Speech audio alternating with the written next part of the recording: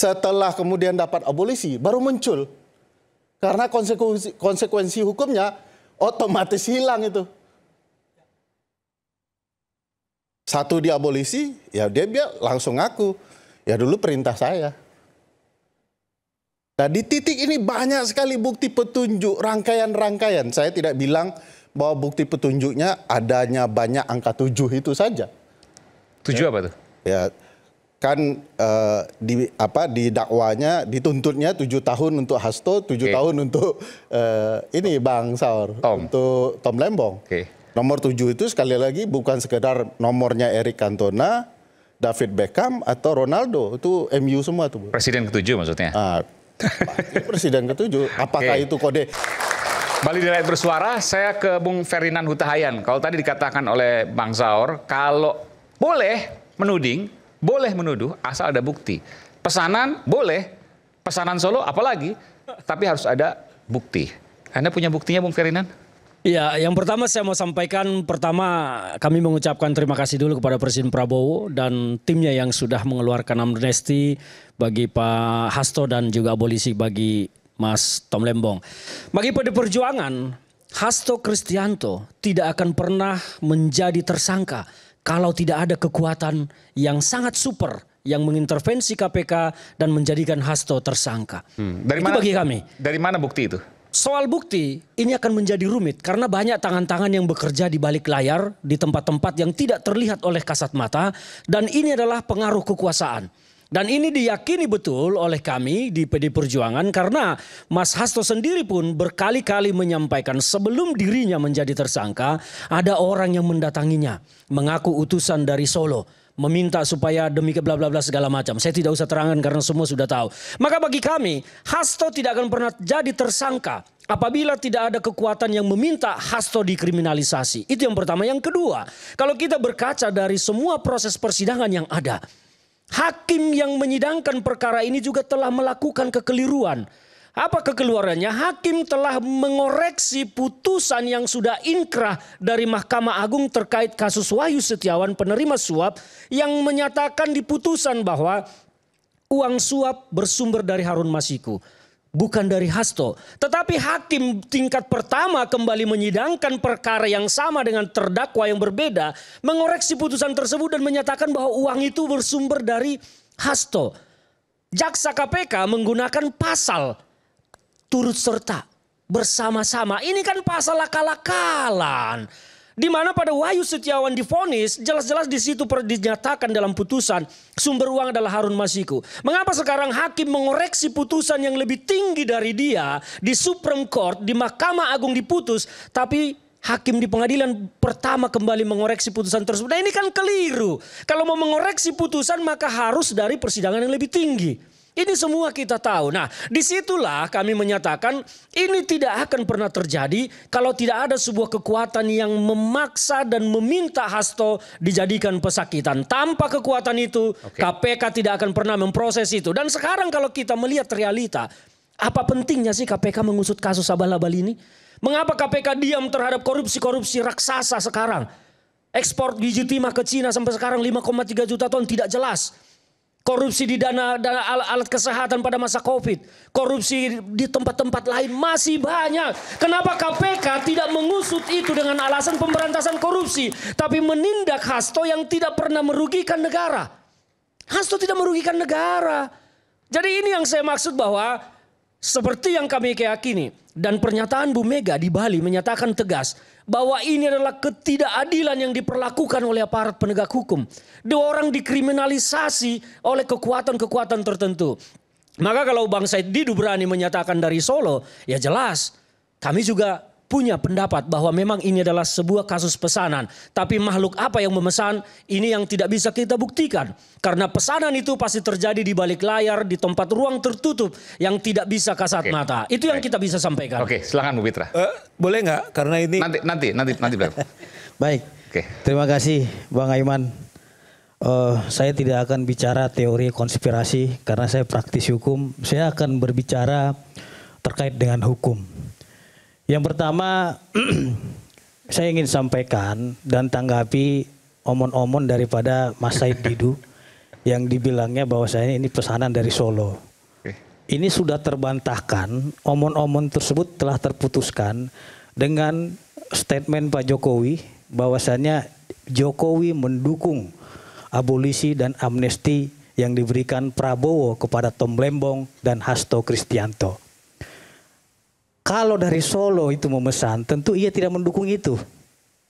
Tapi menolak dan melawan gitu. Justru Pak Jokowi mendukung itu. Jadi itu sudah memutuskan paradigma ataupun pemikiran bahwasanya pesanan dari Solo. Kalau berbicara terkait pesanan, itu adalah trial by the Said Didu. Pemahaman dia, penghakiman diri dia aja yang menyatakan bahwasanya itu pesanan.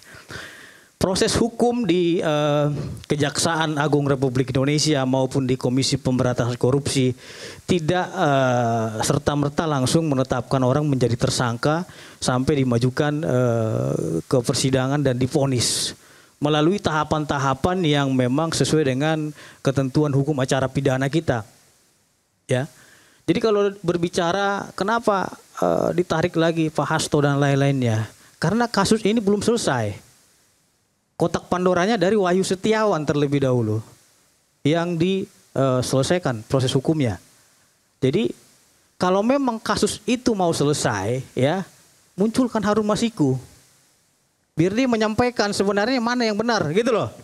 Bukan hanya omon-omon uangnya dari Harun Masiku dan lain-lain. Tapi sampai sekarang Bung Aiman, kita tidak melihat sosok maupun wajah keberadaan daripada Harun Masiku. Ya itulah jangan juga, KPK. Tunggu dulu Bang, saya tidak ada memotong abang tadi. Artinya apa? Marilah kita menghargai kinerja daripada aparat penegak hukum kita.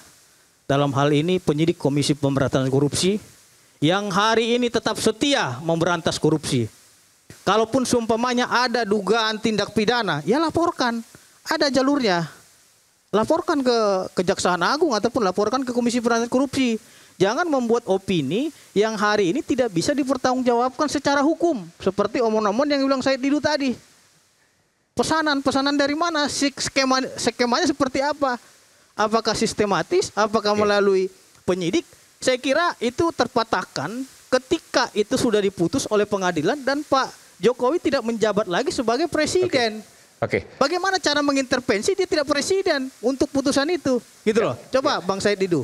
Sebelum Ferry boleh nggak? Singkatnya satu menit ya. Karena ini menyangkut soalnya kasus ini kasus kacang-kacangan Hasto bilang ya.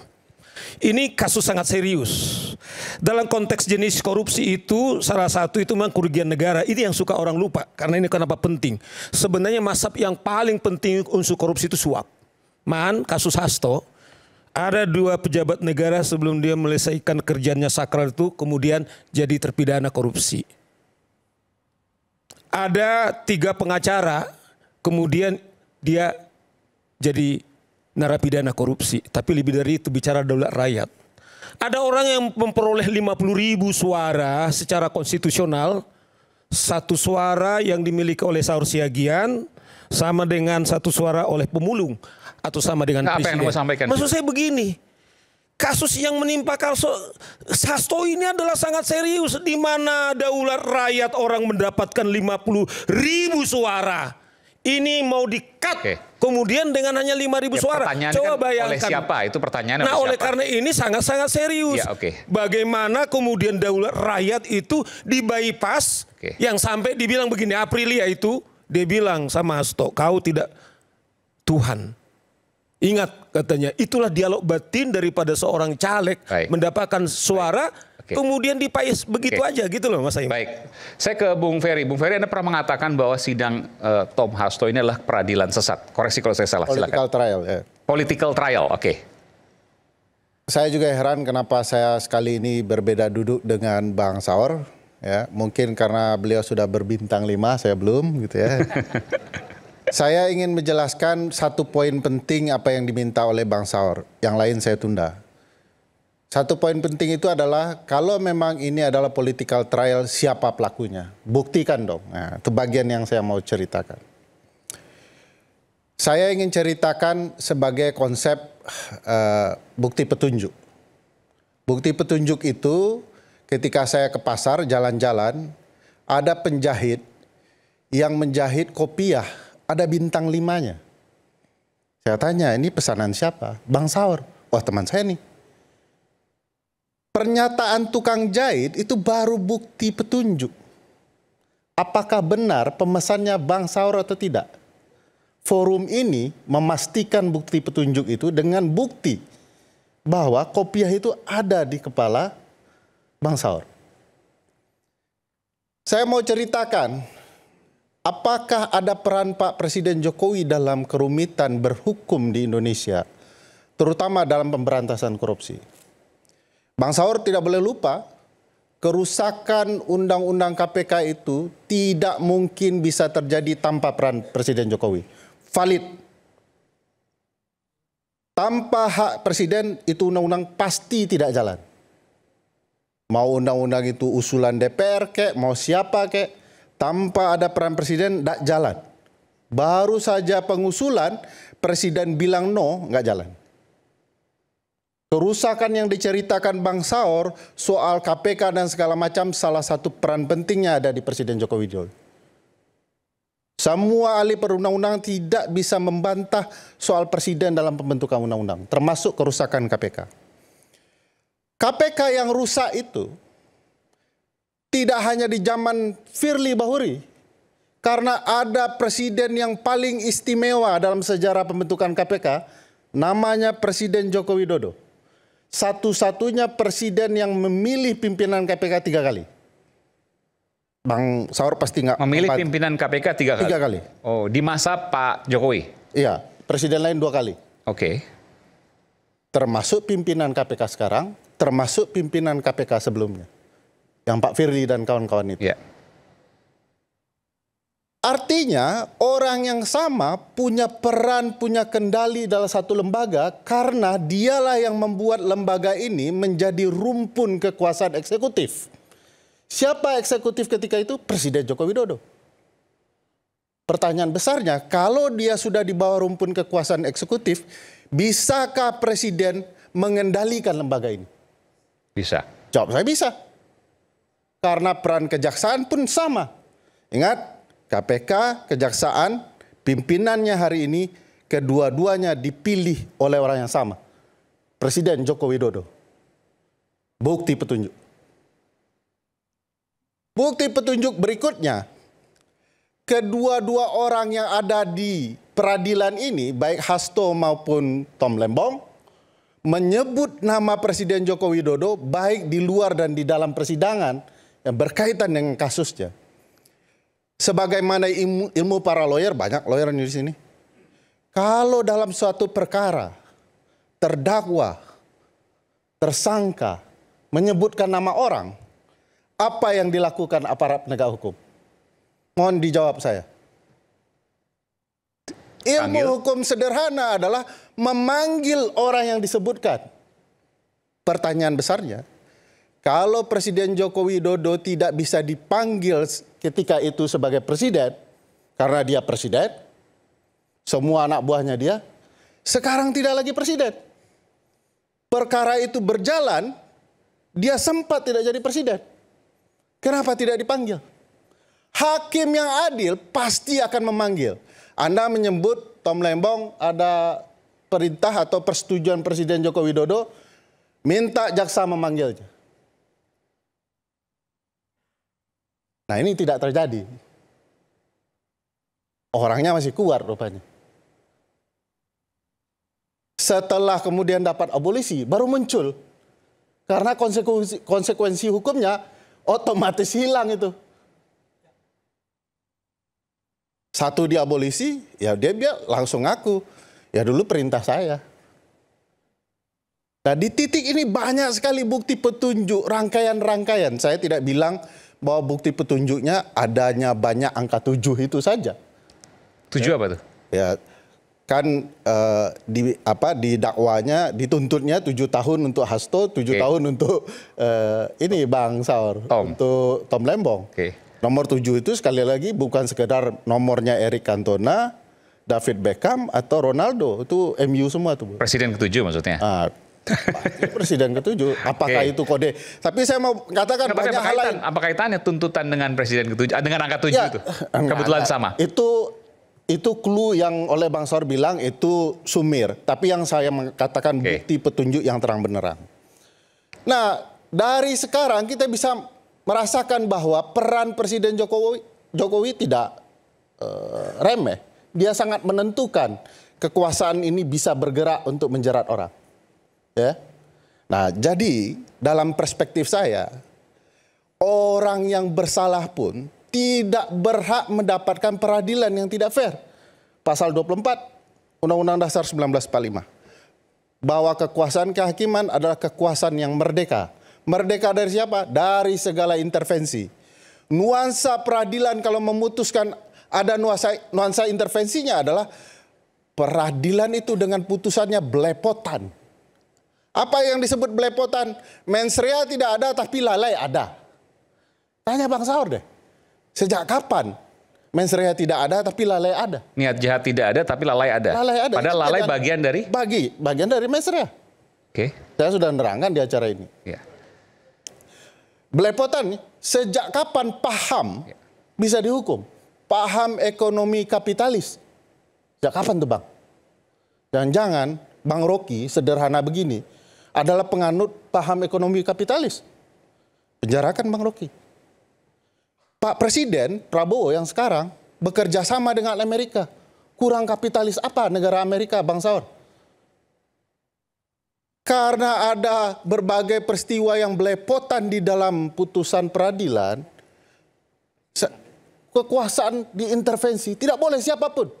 Boleh orang bersalah, semua peradilan harus adil. Setiap orang, pasal 28D mengatakan, berhak mendapatkan ya, kepastian hukum dan proses hukum yang adil. Mau dia penjahat sekelas apapun, tidak boleh hakimnya adalah orang yang pernah dendam sama dia. Tidak boleh. Jadi political trial itu terlihat di depan kepala kita. Dan Anda menunjukkan bahwa itu adalah bukti petunjuk yang jelas. Bukti political. Oke, ada yang mau bantah soal ini, Bung Andi Azwan? Saya aja, karena Oke, silakan. Jadi karena menyangkut KPK, saya tolong ingatin Fer, komisioner KPK itu bukan dipilih Jokowi atau dipilih Presiden, tapi dicalonkan oleh Presiden melalui pansel. Ingat Fer. Saya boleh bantah. Artinya adalah sebentar dulu. Ya. Boleh nggak Bang? Artinya jangan dulu yang sedikit ini. Artinya adalah ada tangan yang DPR yang finally menentukan siapa komisioner KPK. Oke, stop sampai situ dulu. Anda mau bantah apa? Sederhana aja. Presiden itu memilih 10 orang untuk dipilih oleh DPR. Pertanyaan kalau 10-10-nya orang presiden, apakah DPR bisa berhasil tidak memilih orang presiden? Itu kan asumsinya Pak Ferry Amsari karena kan pansel. Bang, itu pernyataan kita bersama soal pilihan KPK, pilihan presiden terhadap KPK. Pansel udah terkonfirmasi waktu Firly Bahuri. Jadi kan akhirnya Yenti ini dengar Yenti ini. Bang, nggak maksudnya begini, dicalonkanlah 10 orang oleh pansel, tentu presiden yang membentuk pansel. Enggak. Bang Saur ini abang-abangan saya. Saya tahu sikap beliau soal proses seleksi pimpinan KPK. Ya, saya tentu kan gini loh. Presiden sangat dominan. Kan itu kan persepsi, tapi saya bicara norma. Maksudnya 10 orang itu bukan orangnya Pak Jokowi semua? Ya, jadi gini, ada pansel dibentuk oleh Presiden. Jadi kalau tidak becus atau tidak becus, tangan-tangan panselnya juga bertanggung jawab. Satu, DPR juga bertanggung jawab tentang produk siapa dipilih komisioner. Maksud saya ingatin Ferry, tidak semata-mata presiden. Presiden barangkali membentuk pansel, apakah mereka independen atau tidak benar. Ini yang manusia yang tidak bertanggung jawab. Kemudian diberikan kepada DPR. DPR memilih gitu Mas Aiman. Jadi intinya bahwa masih banyak tangan. Mungkin gini presiden juga, di DPR itu kan mempunyai jago-jago juga di antara orang-orang tersebut. Tidak semuanya bahwa itu adalah orangnya Pak Jokowi, nggak ada itu. Benar kata Bang Saur, itu adalah pansel. Ya. Pasti siapa yang memilih pansel? Itu ada lobby-lobby di dalamnya. Yang memilih pansel itu memang ditentukan oleh Pak Presiden yang tanda tangan pansel itu. Tapi bukan semuanya itu dari Presiden. Tapi ada timnya untuk memilih pansel itu. Ya kan? Jadi intinya janganlah kalau berpikir bahwa semua itu adalah orangnya Presiden. Mempelajari Undang-Undang KPK. Di Undang-Undang KPK itu Presiden sangat menentukan. Jadi makanya saya bilang ke Bang Saur, coba sebutkan caranya agar DPR bisa menghindar dari pilihan presiden dari 10 nama itu. Kan 2 kali itu, bahkan ada 3 kali dari pilihan pansel. Saya masih ingat Firly Fair karena itu. Waktu itu kan kita kritik, saya akhirnya mau ketemu Hendar di Hengki. Heng ini bermasalah. Ketemulah di Kompas TV. Seperti ini, saya marah kepada dia. Ini bermasalah gitu loh. Akhirnya dikonfirmasi oleh Yenti lah. Betul. Ya, dikonfirmasi oleh Yenti, Firly Bahuri itu ternyata tidak masuk namanya. Artinya adalah memang panselnya yang kemudian bermasalah, tidak memilih panselnya sekelas Ferry Hamsari atau Said Didu atau Pak Rocky. Akibatnya itu soal lain. Tetapi tidak sampai itu kita berikan kepada presiden. Itulah maksud saya. Iya, pernyataan Bang Saur ini berbeda dengan... Sebentar, Anda mau mengatakan bahwa 10-10 yang lolos itu adalah orangnya Pak Jokowi waktu itu? Iya. Bagaimana caranya tidak orang Pak Jokowi? Panselnya pilihan Pak Jokowi. Isu hangat kadang bikin penat, apalagi kalau tidak bisa mencerah dengan cermat. Jangan lupa secangkir kopi hangat yang nikmat untuk menemani kebersamaan dalam program Rakyat Bersuara bersama saya Aiman Wicaksono. Saya akan segera kembali.